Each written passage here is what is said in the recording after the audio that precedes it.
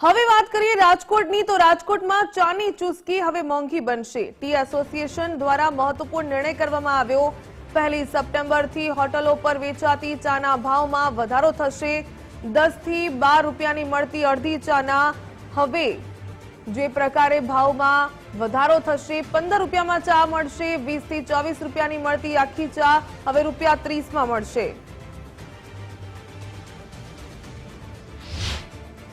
આજથી 10 વર્ષ પહેલાં 200 રૂપિયા કોલસાના હતા ને ત્યારે પણ 10માં ચા દેતા, આજે પણ અમે 10માં દઈશી।